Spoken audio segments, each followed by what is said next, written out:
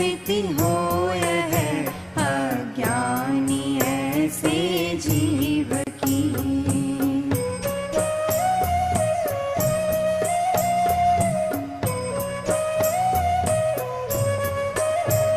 जीव वर्तता क्रोधादि में तब कर्म संचय होय है।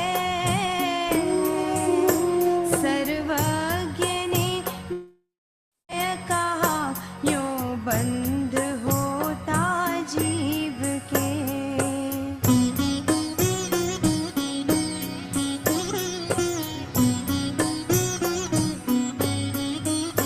ये जीव ज्यों ही आश्रवों का और अपने आत्म का जाने विशेषांतर, तब ही बंधन ने उसको कहा।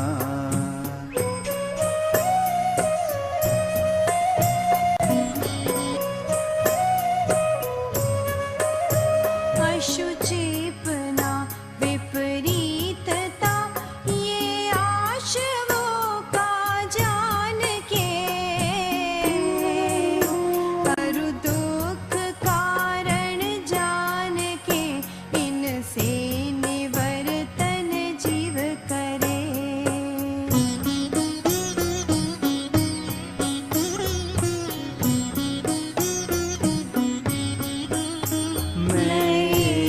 शुद्ध ममत्वहीन रू ज्ञान दर्शन पूर्ण हूँ।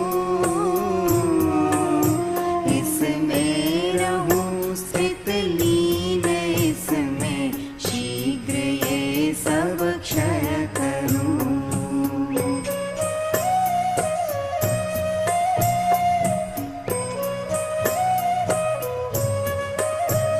ये सर्व जीव निबद्ध अध्रुव शरणहीन अनित्य है।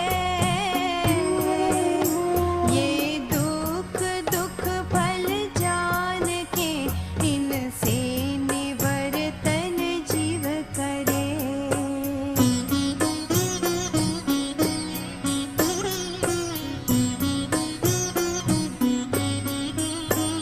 जो कर्म का परिणाम अरु नो कर्म का परिणाम है।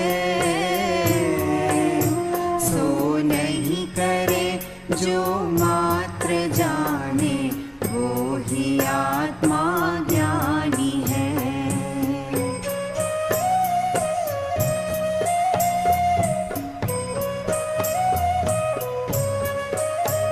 बहुभांति पुद्गल कर्म सब ज्ञानी पुरुष जाना करे। पर द्रव्य पर्यायो न प्रण में नहीं ग्रहे नहीं उपजे।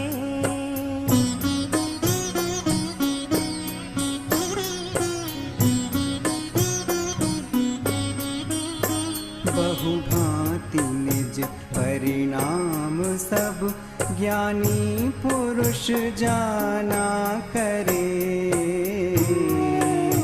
पर द्रव्य पर्यायो न प्रण में नहीं ग्रहे नहीं उपजे।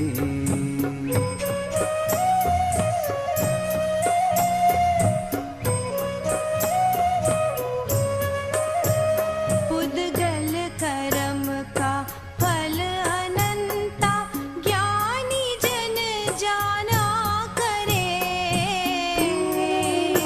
पर द्रव्य पर्यायो न प्रण में नहीं ग्रहे नहीं उपजे।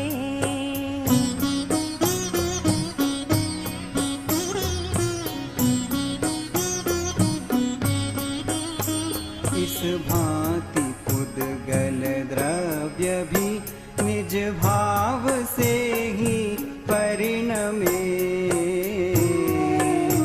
पर द्रव्य पर्यायो न प्रण में नहीं ग्रहे नहीं उपजे।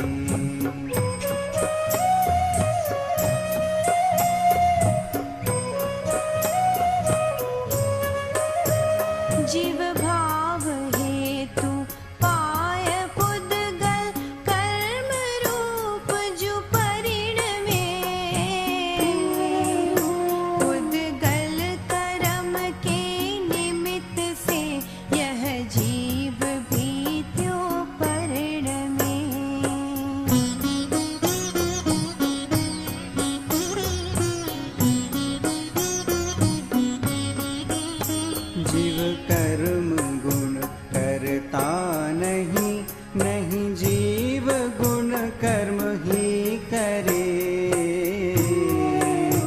अन्योन्य के ही निमित्त से परिणाम दोनों के बने।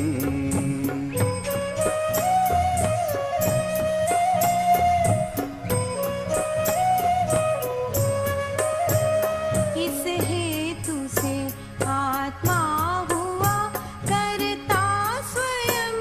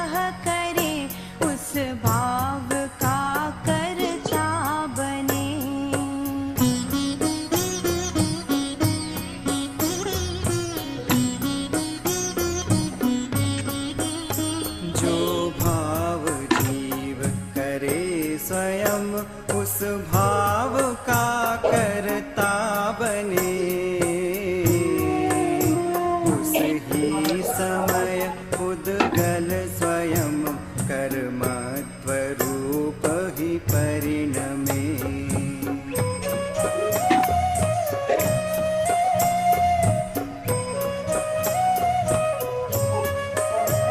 पर को करे निज रूप अरु निज आत्म को भी पर करे।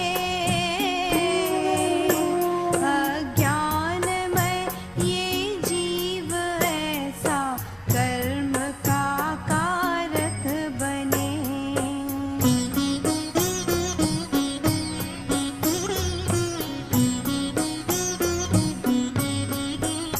पर को नहीं निज रूप अरु निज आत्म को नहीं पर करे। यह ज्ञानमय आत्मा अकारक कर्म का ऐसे बने।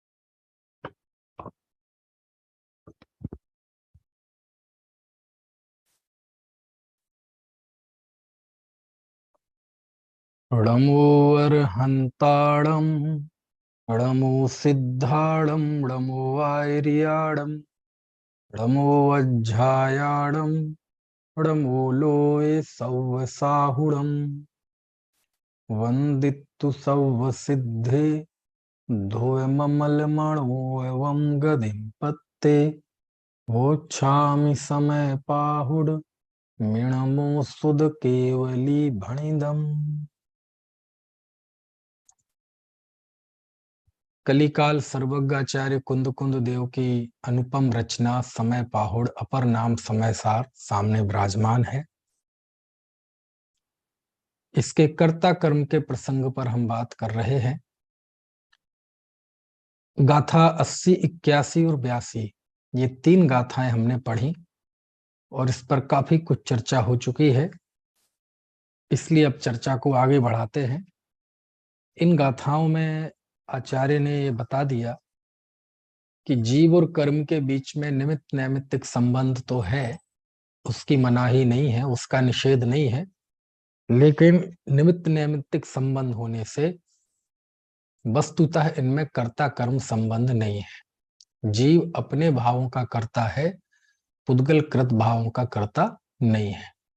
निमित्त नैमित्तिक संबंध और बात है, कर्ता कर्म संबंध और बात है। निमित्त नैमित्तिक संबंध भले ही 2 द्रव्यों में लागू हो, लेकिन कर्ता कर्म संबंध एक ही द्रव्य में लागू होता है ना। जो भी वस्तु है वह अपने परिणाम का कर्ता है, यानी जब वस्तु परिणमन करती है, परिवर्तित होती है, तो उस परिवर्तन का कर्ता वह वस्तु है। ठीक है। ज्ञानी अपने ज्ञान का और अज्ञानी अपने अज्ञान का कर्ता होता है। तो ये तो है वस्तु स्वरूप का कर्तृत्व। एक होता है अज्ञानी की अपनी मान्यता का, अज्ञान का कर्तृत्व कि मैं पर का करता हूं, ये अज्ञानी की मिथ्या मान्यता है। मैं स्वयं के भी फेरफार का करता हूं, मैं अपने परिणामों को आगे पीछे उत्पन्न कर सकता हूं, है ना। ऐसा बोझ, ऐसा माथे पे जो अहंकार लिए हुए हो जीव, वह भी मिथ्या मान्यता है, वह भी अज्ञान भाव है। तो क्या जीव अपने परिणमन का करता है? नहीं है। हाँ, जीव अपने परिणमन का करता है, अपने होते हुए परिणमन का करता है। जो परिणमन नहीं है इस समय, उसका कर्ता वो नहीं है। समझ में आया ना। जिस समय जो परिणाम है वह उसका कर्ता है। अब वो कर्ता कहने से उसे ऐसा लगने लगता है कि हाँ देखो देखो, मैं आखिर मैं अपना कर्ता तो हूं ना। अरे ये वस्तु स्वरूप का कर्तृत्व है, इसमें तुम्हारा हमारा कुछ नहीं है।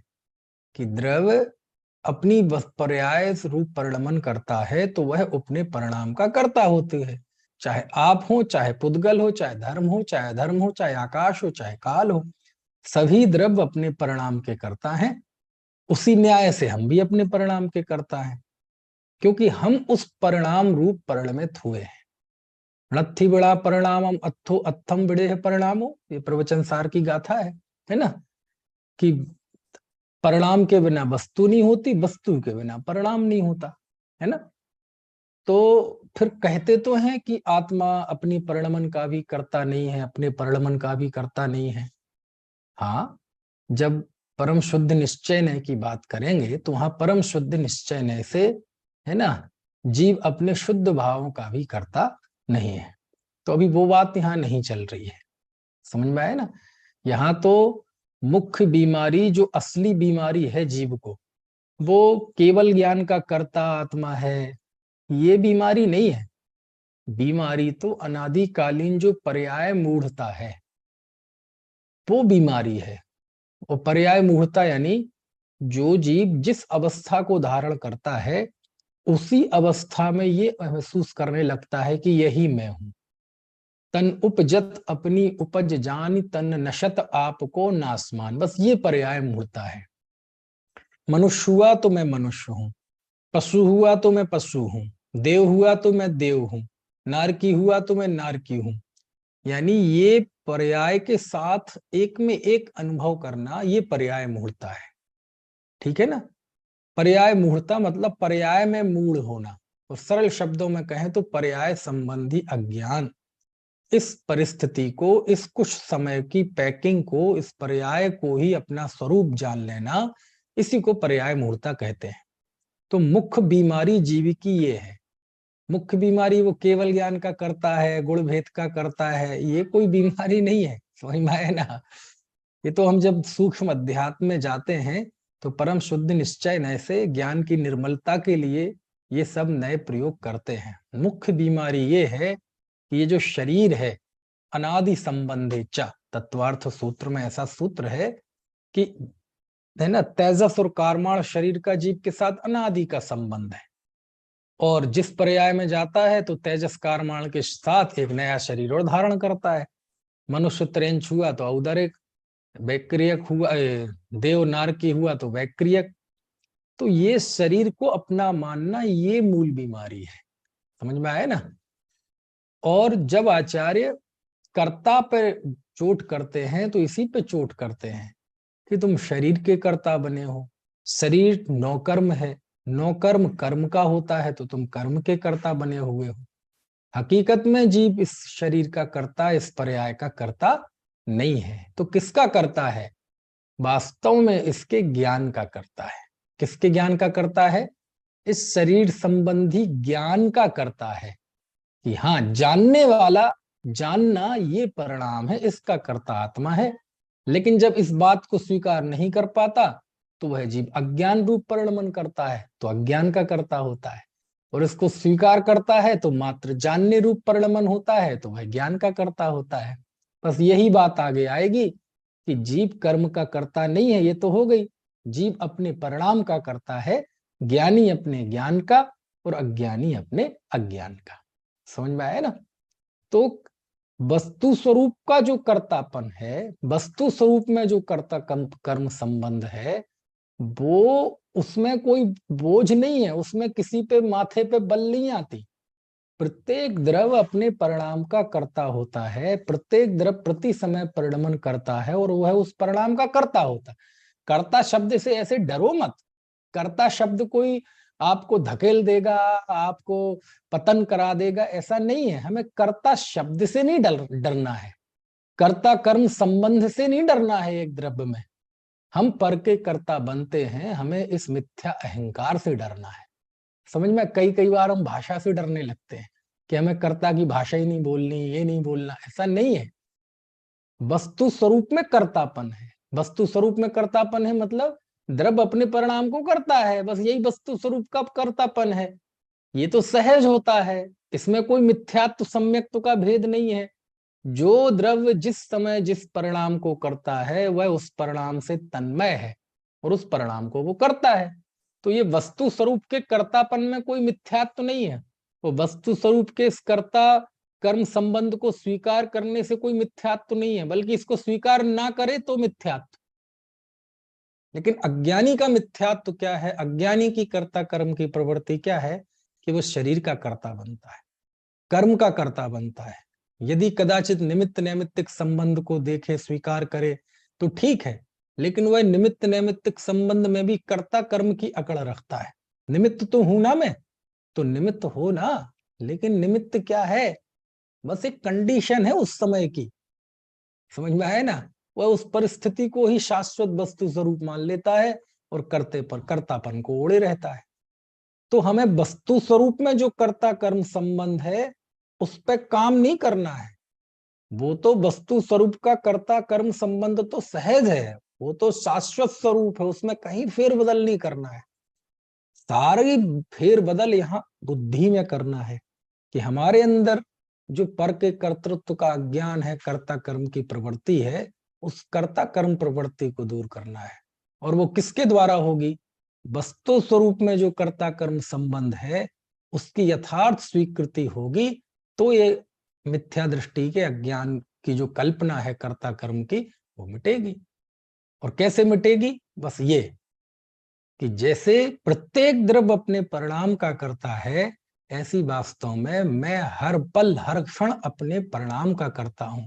और मेरा शाश्वत परिणाम क्या है? परिणाम तो एक पल का होता है, लेकिन संतति की अपेक्षा से देखा जाए तो मेरा परिणाम केवल ज्ञान परिणाम है, जानना मेरा परिणाम है। सारी चीजें बदल जाएंगी। कल जीव रागी था, है ना, आज वीतरागी हो जाएगा। कल मिथ्या दृष्टि था, आज सम्यक दृष्टि हो जाएगा। हो सकता है कल को फिर मिथ्या दृष्टि हो जाए। कल अल्पज्ञ था, है ना, आज हो सकता है वो सर्वज्ञ हो जाए। सब बदलता जाएगा, सब बदलता जाएगा। लेकिन जो प्रत्येक समय का जानना जानना जानना जानना जानने रूप परिणाम है, वो जानने रूप परिणाम का नाश नहीं होता। प्रति समय मात्र जानना, मात्र जानना। तो मैंने कहा कि मैं राग का करता हूं, ये आप तभी कह सकते हैं जब राग रूप परिणमन हो। जीव अनंत चतुष्टय का करता है, कब? जब वह अनंत चतुष्टय रूप परिणमन हो। जीव केवल ज्ञान का करता है, कब? जब वह केवल ज्ञान का करता हो।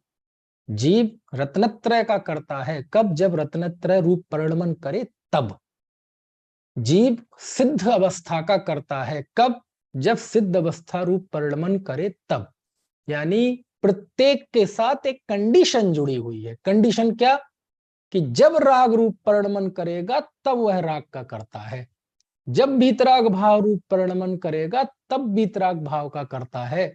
यानी इनके साथ एक कंडीशन जुड़ी हुई है, जब, कब, तब। लेकिन मैं प्रति समय ज्ञान परिणाम का करता हूं, इसमें कोई कंडीशन जुड़ी है?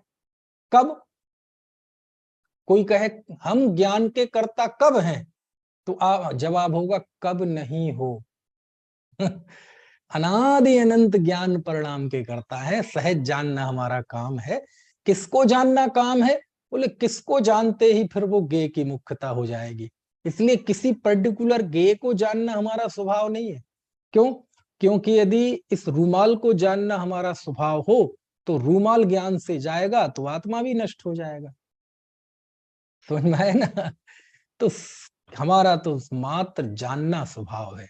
और ये स्वीकार करते ही कि मैं कर्ता नहीं हूं, मैं मात्र ज्ञाता हूं, बस वही ज्ञान परिणाम का वह कर्ता होता है। और जब ये स्वीकार नहीं होता तो वह जीव राग द्वेष रूप परिणमन होता है, तो राग द्वेष का कर्ता होता है। समझ में आया ना? ऐसी बात है। तो बहुत मार्मिक चर्चा है ना? चलो अब थोड़ा सा हम आगे बढ़ते हैं। 82 गाथा तक कल हमने पढ़ा था। अब आगे पढ़ते हैं गाथा 83। अब आगे की गाथा, असली बात तो आचार्य ने यहां स्थापित कर दी। अब इसको नहीं मानोगे तो क्या क्या दिक्कतें आएंगी, उसकी चर्चा लंबी शुरू होगी। लेकिन उसके पहले कहते हैं कि कर्ता तो नहीं है, लेकिन शास्त्र में कर्म आदि का कर्ता तो कहा है, सैकड़ों हजारों जगह कहा है। तो आचार्य कहते घबराओ मत, है ना, वो व्यवहार से कहा है। ठीक है, तो ये सारी चर्चा अब आने वाली है। देखो जरा गाथा 83 गाथा पढ़ते हैं, फिर उस पर बात करेंगे। णिच्छेणयस्स एवं आदा अप्पाणमेव हि करेदि वेद यदि पुणोतम चेव जान अत्तादु अत्ताणम। चलो क्या अर्थ है देखते हैं। णिच्छेणयस्स एवं, एवं मतलब इस प्रकार, णिच्छेणयस्स ये निश्चय नय का है। क्या अर्थ हुआ कि इस प्रकार ये निश्चय नय का मत है कि आदा आत्मा ही, वास्तव में बताया था ना, ही हु खलु ये सब निश्चयार्थक होते हैं। ही वास्तव में अपाणम एव करेदि, आत्मा वास्तव में स्वयं को ही करता है। अपाणम मतलब आत्मानम करेदि, करोति करता है। क्या अर्थ हुआ कि निश्चय नय का ऐसा मत है, यानी निश्चय नय ऐसा कहता है कि वास्तव में आत्मा, आदा यानी आत्मा तो अपाणम एव स्वयं को ही, आत्मा को ही करेदि करता है। और क्या लिखा, ही वास्तव में। ठीक है, ही का अर्थ बताया था, इसका कोई अपवाद नहीं है। समझ में आया ना, ये सार्वभौमिक सार्वकालिक सच है कि निश्चय से आत्मा आत्मा को ही करता है, स्वयं को ही करता है। और पुणो, पुणो मतलब पुनः, तू पुणो और पुनः तम चेव वेदैदि अत्ता अत्ताड़म, और अत्ता, अत्ता मतलब आत्मा, आत्मा को देखो, इसी गाथा में आत्मा के लिए 3 शब्द आए। ऊपर आया आदा, आदा मतलब आत्मा, और अप्पाणम आत्मानम, तो उसमें मूल शब्द है अप्पा। समझ में आए ना। तो देखो आत्मा के लिए आदा शब्द आया, अप्पा शब्द आया, और फिर से शब्द आया अत्ता। समझ में आ रही है बात। एक ही गाथा में आत्मा के लिए 3 शब्द आए। कौन कौन से, आदा, अप्पा और अत्ता। आदा मतलब आत्मा, अत्ता मतलब आत्मा, और अप्पा यानी आत्मा। और जगह आया था ना, अप्पा सो परमप्पा, आदाणाण पमाणम, है ना, ऐसे यहां। तो लिखते हैं कि पुणो दू, और फिर पुनः अत्ता आत्मा, अत्ताड़म आत्मा को ही, एव ही वेदैदि मतलब आत्मा का ही वेदन करता है, भोगता है, जान ऐसा तुम जानो।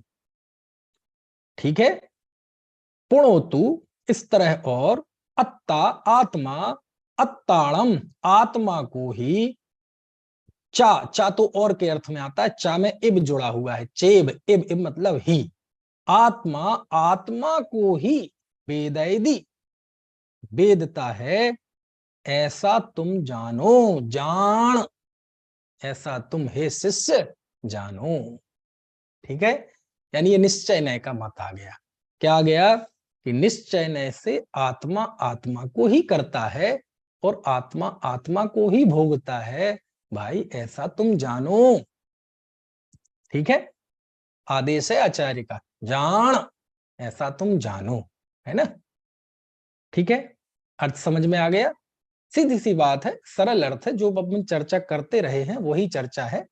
क्या लिखा गाथा में, ऋक्षयणयस्य एवं निश्चय नय का ऐसा मत है कि ही वास्तव में आदा आत्मा, अपाणम एव करेदि आत्मा आत्मा को ही करता है, यानी अपने को ही करता है ना।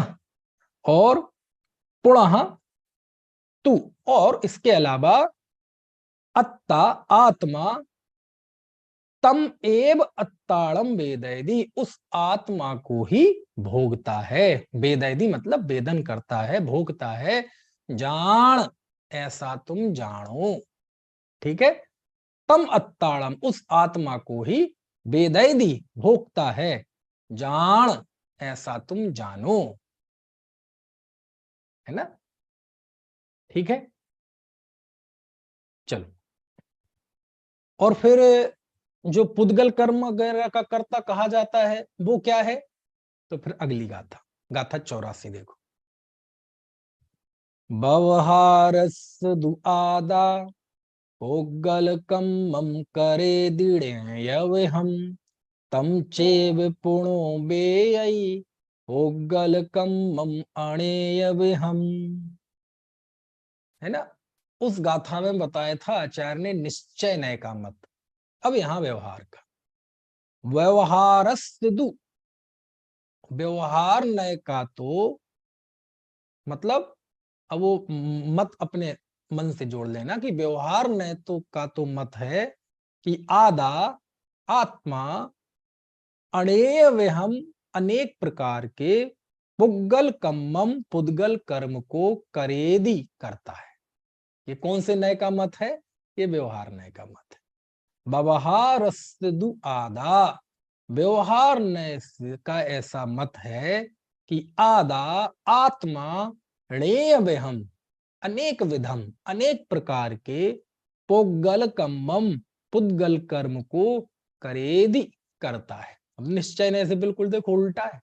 निश्चय नय कहता है आत्मा आत्मा को ही करता है, यहां व्यवहार ने क्या कह रहा है कि वह अनेक प्रकार के पुद्गल कर्म को करता है। पुणो और तम उस अणेह हम पुग्गल कम्मम अनेक प्रकार के पुद्गल कर्म को बेयई, है ना, वेदता है। पीछे आया था गाथा में वेददि, वेद यदि वेदन करता है, यहां भी वेदई है। वो आगे प्राकृत में जो जो प्राकृत आगे बढ़ी तो वेददि, वेददि में से दा का लोप हो गया तो वेदई हो गया, तो है ना ऐसा। तो वेदई मतलब वही अर्थ है, वेदता है यानी भोगता है। यानी व्यवहार नय से जीव पुद्गल अनेक प्रकार के पुद्गल कर्मों को ही भोगता है ना, इस तरह से। ठीक है, समझ में आ गई कि व्यवहार नय से जीव अनेक प्रकार के पुद्गल कर्मों को करता है और अनेक प्रकार के पुद्गल कर्मों को भी वह भोगता है। ये कौन से नय का मत है? ये व्यवहार नय का मत है। ठीक है अब देखो, आचार्य तो इसे व्यवहार नय का मत बता रहे हैं, लेकिन अमृतचंद आचार्य जब इस गाथा की टीका लिखते हैं तो मालूम क्या लिखते हैं? ये नहीं कहते कि ये व्यवहार नय का मत है। मालूम वो क्या लिखते हैं? जानना चाहेंगे आप?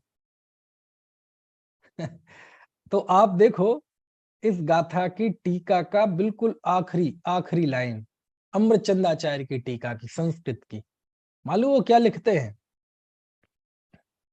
कि जीवः पुद्गल कर्म करोति अनुभवति चा इति अज्ञानी नाम असंसार प्रसिद्धोस्ति तावद व्यवहारः।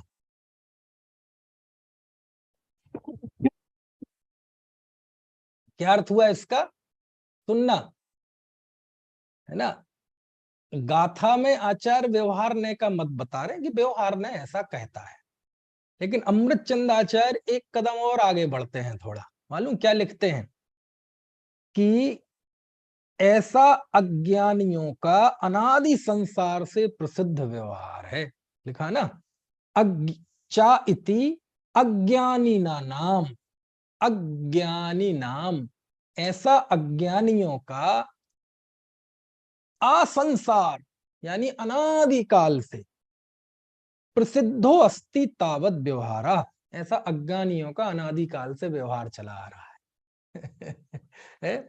आचार्य तो उसे व्यवहार नय का मत कहते हैं, लेकिन अमृतचंद आचार्य एक कदम और आगे बढ़ के कहते हैं कि आचार्य तो कह रहे व्यवहार नय का है, लेकिन ये जीव अनादि काल से अज्ञानियों का ऐसा ही व्यवहार चला आ रहा है कि मैं कर्म का करता हूं, मैं नो कर्म का करता हूं। समझ में आया ना, ऐसा चला आ रहा है। यानी व्यवहार नय से ऐसा माना जाए और इसका निषेध भी परिणति में वर्तता हो। व्यवहार नय से आत्मा कर्म नो कर्म का करता है, लेकिन परमार्थ से नहीं है। इस परमार्थ का बोध हो तो व्यवहार नय है, लेकिन अनादिकाल से जीव को परमार्थ का बोध तो रहा नहीं, बस कर्म नो कर्म का करता बना रहा तो अमृतचंद आचार्य को एक कदम आगे बढ़ के लिखना पड़ा कि अनादिकाल से अज्ञानियों का ऐसा व्यवहार चला आ रहा है। कितनी बड़ी बात है, सोचो आप। पढ़ो, थोड़ी टीका पढ़ेंगे तो बहुत आनंद आएगा, है ना। मुझे तो ये बात इसमें खास लगी, इसलिए मैंने आपको बताया कि आचार्य तो उसे व्यवहार नहीं कह रहे हैं। व्यवहार नहीं मतलब वो मिथ्या ज्ञान नहीं है ना, व्यवहार है यद्यपि, लेकिन अमृतचंद आचार्य एक कदम आगे बढ़ के कहते हैं कि कुंद कुंद देव तो एक नए बता रहे हैं कि ये व्यवहार नए से जीव कर्म नो कर्म का करता है। वो व्यवहार नए को इसलिए कह रहे हैं कि ये सही है क्योंकि जिसको व्यवहार नए का ज्ञान है उसके ज्ञान में इस व्यवहार का निषेध भी लगातार बरतता है कि ये व्यवहार है, परमार्थ नहीं है। इस बात का बोध उसे अंदर में है, इसलिए उसका कर्म नो कर्म को करता जानना व कहना व्यवहार है। यदि जीव के, है ना, उसका निषेध ना बरते तो वो फिर मिथ्या ज्ञान हो जाएगा। क्यों हो जाएगा? क्यों? क्योंकि वो व्यवहार कहाँ माना। यदि उसने ये मान लिया कि व्यवहार से कर्म नो कर्म का करता है, व्यवहार से करता है इसका मतलब ये है कि वास्तव में करता नहीं है। ये अंदर में निश्चय का बोध होगा तो उसका ये कहना व जानना व्यवहार है। लेकिन ये बात पता ना हो, निश्चय की बात पता ना हो, और वो कहे देखो व्यवहार से जीव कर्म नो कर्म का करता है, देखो व्यवहार से है, व्यवहार से है, उसका निषेध ना बरते और वाणी में वो ये कहे कि व्यवहार से जीव का करता है, तो व्यवहार नहीं है, वो व्यवहाराभास है। क्यों? क्योंकि उसका निषेध पक्ष तो पता ही नहीं, पारमार्थिक पक्ष तो पता ही नहीं। अरे व्यवहार निश्चय का प्रतिपादक है, तुम्हें प्रतिपाद्य का ही नहीं पता तो ये प्रतिपादक कैसे होगा। इसलिए प्रतीति में, अंतर्दृष्टि में यदि उसके निषेध पक्ष पता हो कि यह व्यवहार का कथन है, परमार्थ से अलग है, उस परमार्थ का बोध हो तो ये व्यवहार है। और परमार्थ का बोध ना हो और केवल यही माने कि कर्म नो कर्म का करता है, तो फिर आचार्य अमृतचंद को आगे आके कहना पड़ा ये तो अनादिकालीन है ना, अनादिकाल से संसार में अज्ञानियों का ये व्यवहार चला आ रहा कि मैं कर्म नो कर्म का करता हूं। तन उपजत अपनी उपज जान, तन नसत आपको नासमान। कुछ बात समझ में आ रही कि नहीं? ऐसी है ना, टीका में भी बहुत आनंददायी बातें हैं और अमृतचंद आचार्य तो खुद ज्यादा ही आनंद लेते हैं। और इतना ही नहीं, ये तो बताया अमृतचंद आचार्य का, और जैसेन आचार्य जब टीका लिखते हैं तो जैसेन आचार्य ने अपनी टीका में अमृतचंद आचार्य को तो पूरा स्थान दिया ही, लेकिन उसके अलावा इन्हें कोई पुनर्व्याख्यान करना हो तो वो भी करते हैं। तो देखो जैसेन आचार्य भी इस गाथा की टीका में मालूम क्या लिखते हैं कि देखो ये आज, अब वो तो पूरा विशेषण है लेकिन पढ़ देता हूं चलो।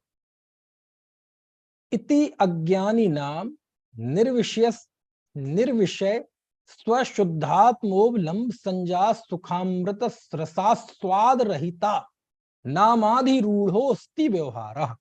क्या अर्थ हुआ इसका? ऐसा अनादिकाल से निर्विषय स्वशुद्धात्मा की उपलब्धि से प्राप्त होने वाले सुखामृत के रसास्वाद से रहित अज्ञानी लोगों का रूढ़ व्यवहार है। समझ में आया ना? हमारे विनीत भाई साहब कह रहे हैं ये तो अज्ञानियों के लिए निश्चय नहीं है। बिल्कुल सही, अज्ञानी तो ऐसे ही निश्चय नहीं मानता है। समझ में आया ना? तो जैसे आचार्य भी यही कहते हैं कि ऐसा वो मानता है तो वो अज्ञानी है, यानी व्यवहार कर्ता कहना ये व्यवहार है और ऐसा मानना ये मिथ्यात्व है। और चूंकि अनादिकाल से जीव को नए परिपाटी का तो ज्ञान है नहीं, इसलिए वो व्यवहार नहीं मानता, उसको परमार्थ मानकर उसका सेवन करता है, इसलिए वह मिथ्या का मिथ्या दृष्टि रहता है। और यदि परमार्थ का ज्ञान हो जाए तो उसका वो कहना, वो जानना, वह ज्ञान का विकल्प व्यवहार है, परमार्थ की प्राप्ति तो है नहीं। समझ में आया ना? एक बात बिल्कुल स्पष्ट और बहुत मतलब गांठ बांध लेनी चाहिए, परमार्थ के बोध के बिना, पारमार्थिक सत्ता की स्वीकृति बिना परमार्थ का एहसास हुए बिना हमारा कोई भी वचन, हमारा कोई भी विकल्प, हमारी कोई भी वाणी व्यवहार नहीं कहलाती। समझ में आया ना? एक कहने का व्यवहार होता है, उसकी अभी यहाँ बात नहीं है, यहाँ इस प्रसंग में कह रहा हूं मैं।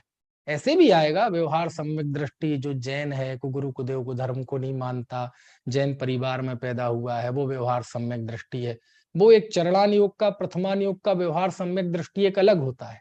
लेकिन यहाँ तात्विक बात चल रही है, तो परमार्थ का बोध हुए बिना, पारमार्थिक सत्ता का बोध हुए बिना, पारमार्थिक कर्ता कर्म संबंध को जाने बिना कभी हमारा कोई भी ज्ञान का विकल्प, कैसा भी श्रुत का विकल्प या वाणी ऐसी नहीं है जिसका नाम व्यवहार है। परमार्थ का बोध हो तो परमार्थ के ज्ञाता जीव को ही पता है कि व्यवहार क्या है। परमार्थ का बोध नहीं हो और वो कहे देखो व्यवहार से जीव कर्म नो कर्म का करता है, वो कह ही नहीं सकता। और कहेगा भी तो वह मुंह से बोलेगा व्यवहार, लेकिन टेस्ट लेगा काय का? परमार्थ का, क्योंकि उसे परमार्थ का तो बोध ही नहीं है। समझ में आया ना? आपका बोलना महत्वपूर्ण नहीं है, बोलने में आप टेस्ट क्या ले रहे हैं, आपको स्वाद क्या आ रहा है, वो महत्वपूर्ण है। समझ में आया ना? कैसे देखो, थोड़े से आप समझो है। कई बार ऐसा होता है, उदाहरण है ये कि बोले जब गुस्सा आए तो क्या करें? गुस्सा आए तो क्या करें? तो कोई कहेगा गुस्सा आए तो ठंडा पानी पी लो। अच्छा, गुस्सा भाग जाएगा है ना? तो हमारे लोग बताते हैं, वो लौकिक बातें हैं। और कुछ धर्म का ऐसा व्यवहार है, क्या करें? बोले जब गुस्सा आए ना तो क्या करो? बोले ऋणमुकार मंत्र पढ़ने लगो। अच्छा बताओ, ऋणमुकार मंत्र पढ़ने से गुस्सा चला जाएगा? है क्यों जी, जाएगा कि नहीं जाएगा? आप लोग बताओ, आपको अनम्यूट करता हूं मैं, आप खुद अनम्यूट कर सकते हैं। जैसे गुस्सा आए और आपसे ऋणमुकार मंत्र पढ़ने लगो तो गुस्सा चला जाएगा? बोले धीमे धीमे नहीं, जोर जोर से पढ़ो तो चला जाएगा गुस्सा। अशोक जी चला जाएगा? नहीं जाएगा नहीं, पढ़ के देख लो, चला जाए तो खुशी की बात है है ना? अरे भाई, कितना ही तेज गुस्सा आए, कुछ देर थोड़ा सा तत्व का विचार करो। आत्मा में ऐसी निर्मलता, पवित्रता है कि वो अधिक देर तक विकार बर्दाश्त ही नहीं करती। अपने आप वो क्रोध मंद हो जाएगा। समझ में आए ना? बस आप थोड़े ज्ञाता दृष्टा रहें, अपने परिणाम को भी उस समय जाने कि देखो ये क्रोध भाव आया है, ऐसा परिणाम आते ही आपका क्रोध चला जाएगा। समझ में आए ना?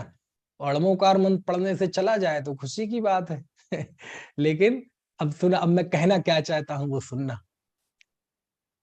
ऋणमुकार मंत्र पढ़े और पढ़कर, ऋणमुकार मंत्र मतलब 5 परमेष्ठी। 5 परमेष्ठी मतलब संबर निर्जरा मोक्ष तत्व, मतलब उपादेय तत्व। और उपादेय तत्व के साथ जुड़ा हुआ है आश्रवबंध हे तत्व।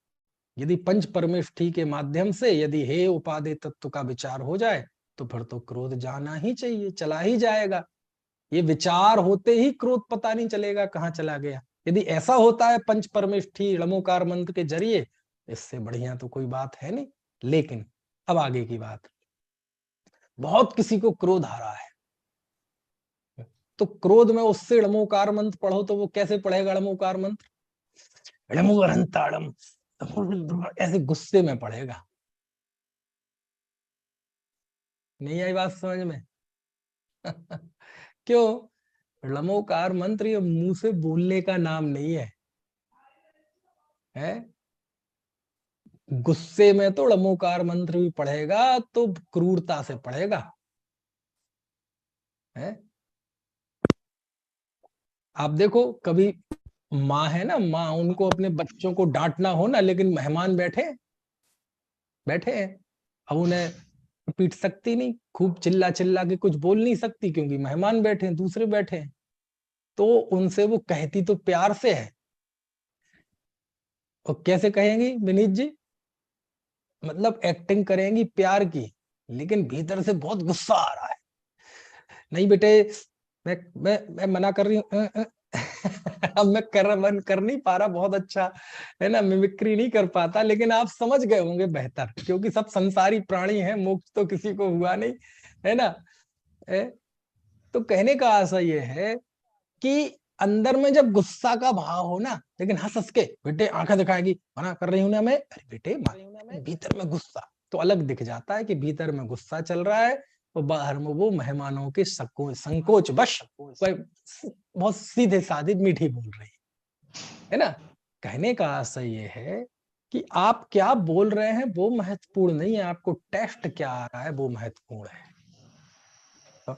कभी कभार ऐसा होता है, कभी कभार ऐसा होता है कि हमारी वाणी में तो होती हैं आचार्य की गाथाएं, महान संतों की गाथाएं, लेकिन हम टेस्ट लेते हैं मिथ्यात्व का, अज्ञान का। कुछ बात समझ में आ रही है कि नहीं? कैसे लेते हैं? वही मैंने बताया था कि कोई व्यक्ति शिथिलाचारी है और जीवों की दया नहीं है, जीवन में कोई त्याग नहीं है, सामान्य सदाचार भी नहीं है, और उससे कहें कि भैया पानी छान के पियो, ये करो, है ना, तो वो कहेगा अरे समय सार में लिखा, जो मंडदी हिंसामी हिंसेज्जामी या परे ही सत्ते ही सो मूढ़ो अन्नाणी दाणी तो विपरीतो। जो ये मानता है कि मैं किसी को मारता हूं या कि किसी को बचाता हूं, वह मूर्ख है, अज्ञानी है। आपने समय सार नहीं पढ़ा? उसमें तो कहते कोई किसी को मार बचा नहीं सकता, जो ऐसा मानता है वो मिथ्या दृष्टि है, तो मैं पानी क्यों छानूं? समझ में आया ना? अरे रे, उन गाथाओं का टेस्ट क्या है और तुम किस टेस्ट से वो गाथाएं बोल रहे हो? कुछ बात समझ में आ रही है नहीं? है? अरे वो टेस्ट अकर्ता स्वभाव के लिए है, अकर्तृत्व की अनुभूति के लिए है, और तुम उसका इस्तेमाल कर रहे हो शिथिलाचार के लिए। तो देखो, मुंह से बात गाथाएं तो आचार्य की है, लेकिन टेस्ट का एक आ रहा है अज्ञान। इसलिए गुरुदेव कहते थे मर्म शब्दों में नहीं होता, मर्म तो ज्ञानी के हृदय में होता है। समझ में आया ना? ऐसे ही होता है। गाथाएं शास्त्रों की, लेकिन अभिप्राय अपना मिला देता है उसमें, तो वही होता है, दूध पिए सांप तो वह क्या बन जाता है? जहर बन जाता है ना। तो इसी तरह परमार्थ का ज्ञाता, पारमार्थिक तत्व का ज्ञाता, पारमेश्वरी विद्या का बोध जिसे हो, वह ऐसा कहे कि जीव कर्म नो कर्म का करता है, तो वो व्यवहार है। जिसे उस परमार्थ का बोध ना हो, वह यदि बोलेगा कि जीव कर्म नो कर्म का करता है, तो वो व्यवहार नहीं है। क्यों नहीं है? क्योंकि उसे परमार्थ का ही पता नहीं है। वो मुंह से व्यवहार बोलेगा, लेकिन टेस्ट काय का लेगा? परमार्थ का, कि व्यवहार से है, मतलब मुंह से व्यवहार कहेगा, लेकिन अंदर में नहीं, कर्म नो कर्म का निमित्त हूं ना मैं, तो निमित्त कहेगा, व्यवहार कहेगा, लेकिन कर्तापन का आनंद लेगा, अज्ञान का आनंद लेगा, और दुख भोगेगा, क्लेश भोगेगा, अहंकार में फूला फिरेगा। इसलिए अमृतचंदाचार्य भी और जैसे आचार्य भी उसकी खबर लेते हैं कि व्यक्ति व्यवहार ने का आलम्बन लेकर, अकेले व्यवहार ने का आलम्बन लेकर, है ना, ज्ञानी व्यवहार का प्रयोग करता है तो उसे पारमार्थिक तत्व का बोध होता है, लेकिन अज्ञानी को बोध होता नहीं है, तो वो व्यवहार ने का आलम्बन लेकर अपनी पर्याय मूर्ता को पुष्ट करता रहता है। तो आचार्य कहते हैं ऐसा अनादि काल से ये व्यवहारियों का, ये संसारी जीवों का ये व्यवहार चला आ रहा है। कौन सा? कि जीव कर्म नो कर्म का करता है और वह भोगता है, पुद्गल को करता है और उसको भोगता है। ये है गाथा टीका में। समझ में आती है बात? बहुत मार्मिक है, समझ में आया? बहुत सरल है और बहुत कठिन नहीं है। कितनी सी बात है पूरे कर्ता कर्म अधिकार की 76 गाथाओं में। जीव कर्म नो कर्म का करता नहीं है, वह अपने परिणाम का करता है। ज्ञानी अपने ज्ञान का, अज्ञानी अपने अज्ञान का। बस ये पारमार्थिक सत्य है। बाकी पुद्गल द्रव्यवादी का कर्ता करना कहना व्यवहार है। इतनी सी बात है, वह इतने में ही सारा संसार है, और इतनी बात समझ लो तो बस यही मुक्ति। कुछ बात समझ में आ रही कि नहीं? क्यों? आखिरकार बताना आचार्य को जीव अजीव की भिन्नता है ना। ऐसा बहुत अद्भुत है भैया, बहुत अद्भुत है। ठीक है, तो ये 2 गाथाएं पढ़ी, एक में निश्चय की बात आई, एक में व्यवहार की। अब 85 गाथा पढ़ते हैं और यहां से अब बात थोड़ी सी बदलती है, क्योंकि अब यहां से आगे लगभग 20 से 25 गाथाएं अब एक ही विषय चलने वाला है, और वो विषय की शुरुआत अब 85वीं गाथा से होती है। आचार्य ने निश्चय व्यवहार का मत बता दिया, बात स्पष्ट कर दी, बोले अब कोई प्रश्न रहे ही नहीं वास्तव में। अब आचार्य कोई आकर खड़ा हो जाए कि नहीं साहब, निश्चय और व्यवहार तो आखिरकार दोनों नए हैं ना, सुनना अब बात क्या आने वाली, बहुत बहुत महत्वपूर्ण बात यहां से थोड़ी सी मोड़ लेती है। कि देखो आचार्य, आपने कहा ना निश्चय से जीव अपने परिणामों का करता है, व्यवहार से पुद्गल कर्म के करता है, बराबर है। इसका मतलब दोनों का कर्ता हो गया ना। नहीं आई बात समझ में? फिर से समझना बात को। अब जो चर्चा जिस ट्रैक पे जा रही है वो समझना। आप क्या प्रश्न, देखो आचार्य आपने कह दिया ना कि निश्चय से जीव स्वयं को करता है और व्यवहार से कर्म को करता है, तो आखिर हो गया ना दोनों का कर्ता, एक का निश्चय से एक का व्यवहार से। क्योंकि व्यवहार और निश्चय दोनों सर्वज्ञ ने बताए हैं, दोनों सम्यक ज्ञानियों की वाणी है। ऐसा कोई प्रश्न करे तो अब उसका जवाब आगे आता है, और आचार्य इसमें दूषण बताते हैं कि अरे तुम जीव को स्वयं का और पर का कर्ता मान लोगे तो कितना बड़ा अनिष्ट आएगा, कितना भयंकर खतरा पैदा हो जाएगा इस वस्तु स्वरूप को, है ना। क्योंकि ऐसे ही तो होता है। देखो यहां से बहुत सारी चीजें निकलती हैं। आप यदि जाएंगे मोक्ष मार्ग प्रकाशक में पंडित टोडरमल जी के, उसमें एक 7वां अध्याय है जिसमें जैन मिथ्या दृष्टियों का वर्णन है ना। और जैन मिथ्या दृष्टियों का वर्णन करते हुए उन्होंने 4 प्रकार के जैन मिथ्या दृष्टि बताए। एक निश्चयाभासी, दूसरा व्यवहाराभासी, तीसरा उभयाभासी और चौथा सम्यक्तों के सन्मुख, है ना।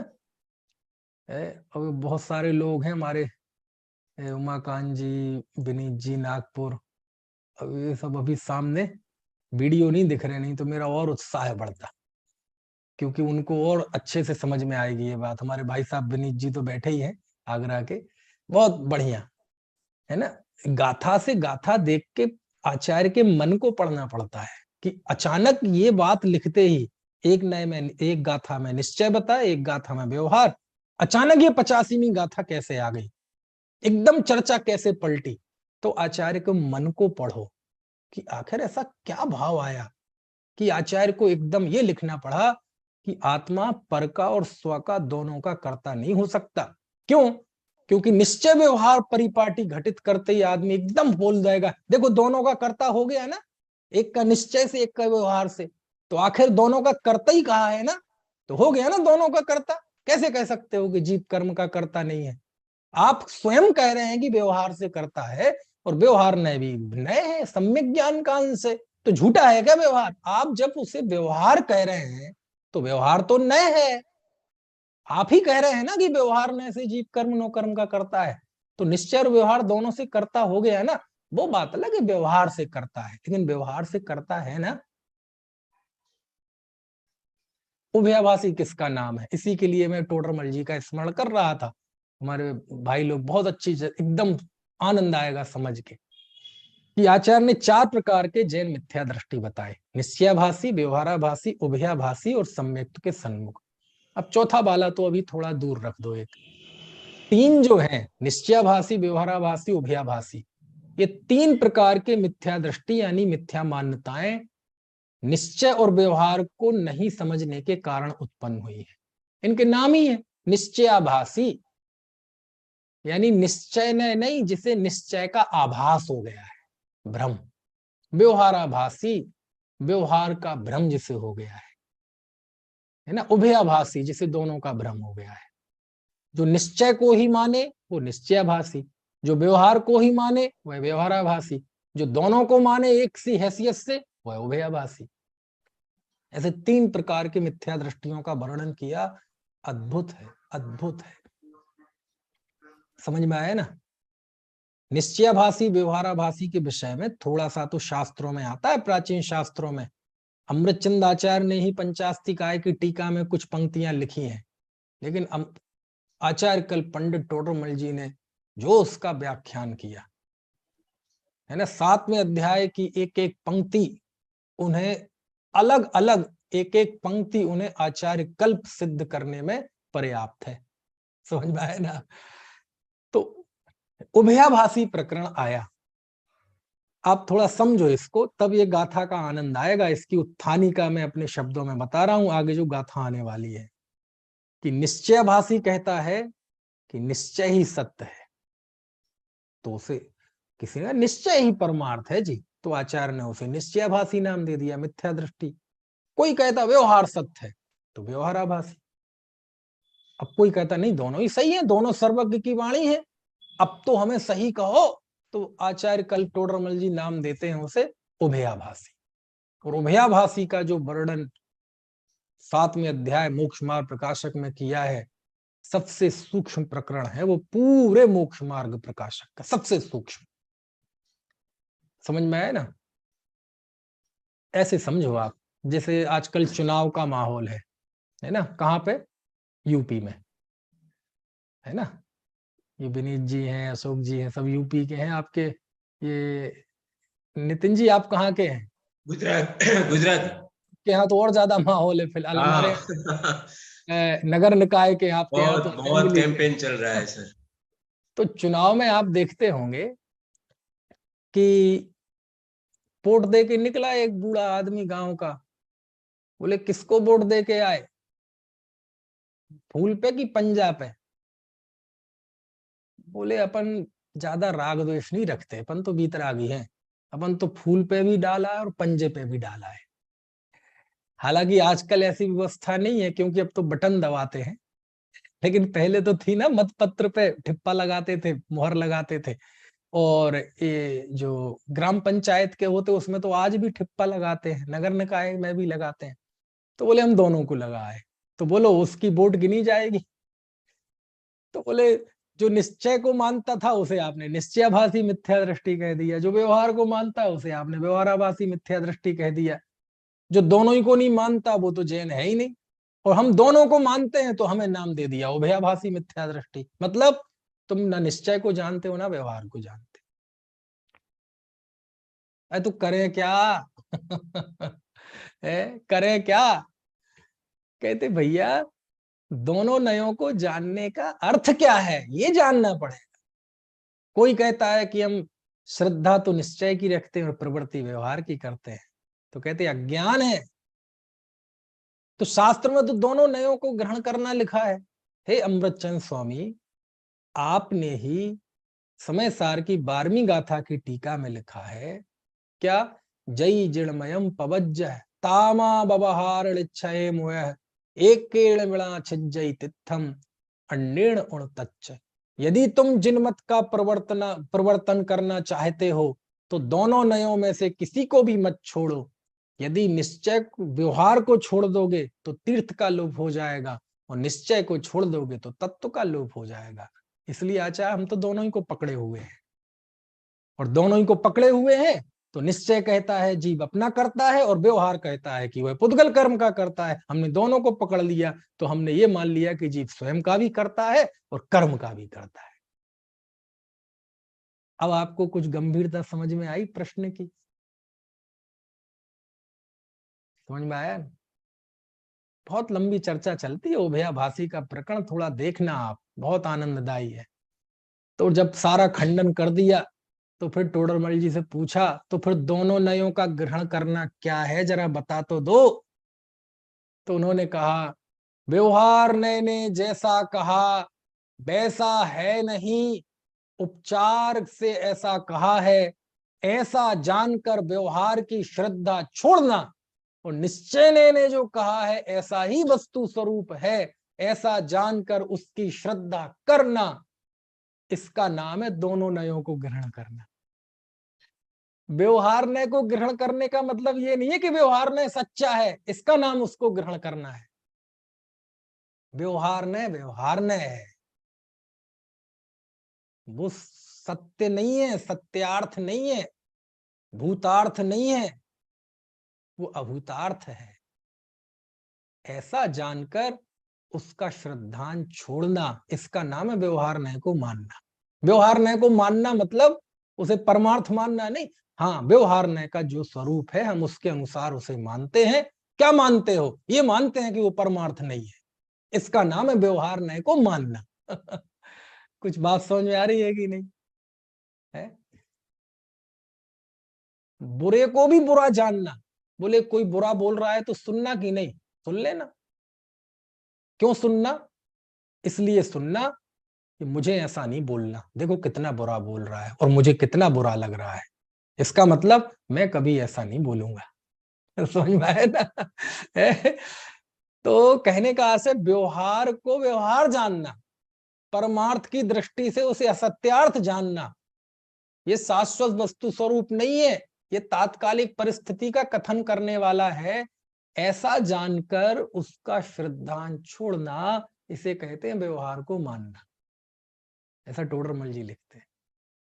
समझ में आया ना? ऐसी ही पृष्ठभूमि का एक प्रश्न है कि आपने कह दिया ना निश्चय से आत्मा स्वयं को करता है, व्यवहार से हम तो दोनों नयों को मानते हैं, तो हो गया ना अपना भी करता पर का भी करता, आखिर आपने व्यवहार से करता कहा है ना। तो आचार्य जवाब देते हैं। प्रश्न समझ में आ गया आपको? अब देखो जवाब 85वीं गाथा।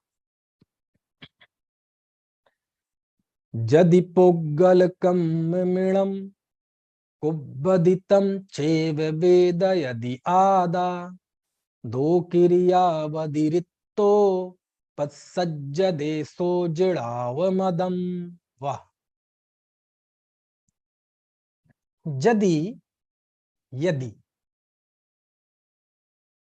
आदा आत्मा पुग्गल कम्मम इणम इस पुद्गल कर्म को कुब्बदी करता है,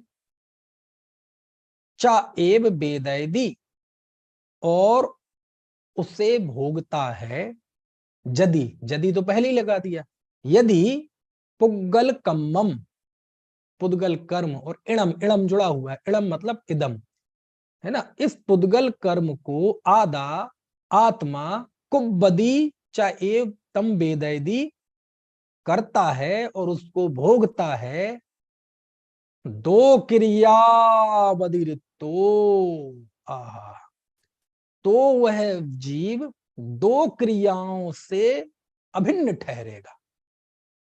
दो क्रियाओं से अभिन्न ठहरेगा मतलब कर्ता हो गया, तो जो परिणमन करता है वह करता है, अब वो पुद्गल को भी करता है और जीव को भी करता है, तो दो क्रियाओं से अभिन्न हो जाएगा।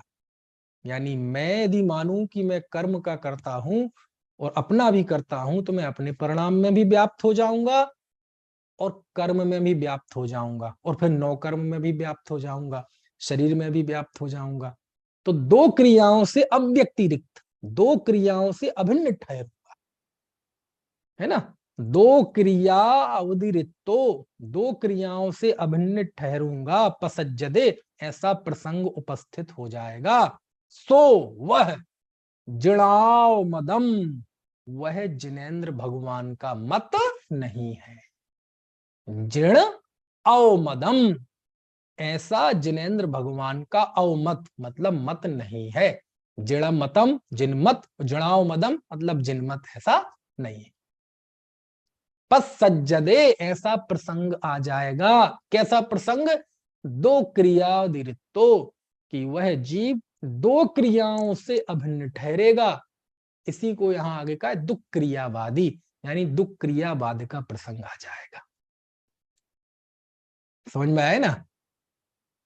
यानी हम अपने भी करता होंगे और पुद्गल कर्म के भी करता होंगे, तो दो क्रियाओं से अभिन्न ठहरेगा। समझ में आए ना? तो ठहर जान दो, क्या दिक्कत है? अज्ञानी तो अज्ञान में ऐसा भी कह सकता है ना, तो ठहर जान दो, क्या दिक्कत है? अरे जिनेंद्र देव को ये स्वीकृत नहीं है तो ना रहने दो, कोई बात नहीं। तो ठीक है, जय जिनेंद्र, फिर आपका रास्ता अलग है, हमारा रास्ता अलग है। हम तो जिनेंद्र की बात करेंगे, उनके अनुशासन, उनके मत की बात करेंगे, हमें तुम्हारा मत नहीं जानना। जिनेंद्र देव के मत में, सर्वज्ञ दर्शन में, आरहद दर्शन में एक वस्तु दो क्रियाओं से अभिन्न नहीं हो सकती। वह अपनी क्रिया से भी अभिन्न हो, यानी एक में एक हो, व्याप्त व्याप्त संबंध हो, व्याप्त है ना, व्याप्य व्यापक संबंध हो, और पर की क्रिया के साथ भी उसका व्यापक संबंध हो, ऐसा संभव नहीं है। घड़े में मिट्टी भी व्याप्त हो जाए और कुम्हार भी व्याप्त हो जाए, ऐसा संभव नहीं है। कुछ बात समझ में आ रही कि नहीं? ऐसा ये बात आचार्य कहते हैं। समय हो गया है। अब ये जो इसमें अब तो आचार्य अनिष्ट बताएंगे कि यदि तुम इस व्यवहार को निश्चय मान लोगे तो उसका दोष बताएंगे, और आगे 20 से भी अधिक गाथाओं में बस इसी दोष का, इसी अनिष्ट का निराकरण है कि भैया ऐसा मान लोगे तो क्या क्या दोष पैदा होंगे, बिल्कुल उल्टी धारा चली जाएगी, है ना? ऐसा कहते हैं। अब आगे बात करेंगे, अभी समय हो गया।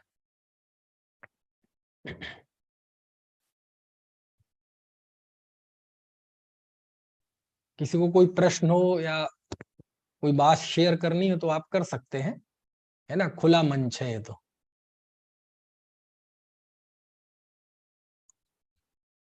YouTube पे भी बहुत लोग हैं, उनको भी कुछ पूछना हो या करना हो तो वो भी YouTube पे भी प्रश्न पूछ सकते हैं, और नहीं हो तो आप यहाँ Zoom पे जुड़ सकते हैं। Zoom पे जुड़ना हो तो आपको लिंक भी भेज देंगे, आपको ग्रुप में जोड़ लेंगे। आप चाहें तो मेरा नंबर नोट कर लीजिए, 9528762447, है ना? ये मैंने YouTube पे भेज दिया है, 9528762447। आपको ग्रुप में जुड़ना हो और लिंक चाहिए हो तो आप इस नंबर से मुझे जय जिनेंद्र करके भेज दीजिएगा व्हाट्सएप पे। तो ग्रुप में जोड़ने से क्या होता है, सूचनाएं भी आपको प्रॉपर मिलती रहती हैं। किसी दिन क्लास नहीं हो, जैसे सैटरडे संडे आमतौर पे नहीं होती, तो फिर वो आप असुविधा से बच जाते हैं। ठीक है, चलिए। अनंत धर्मण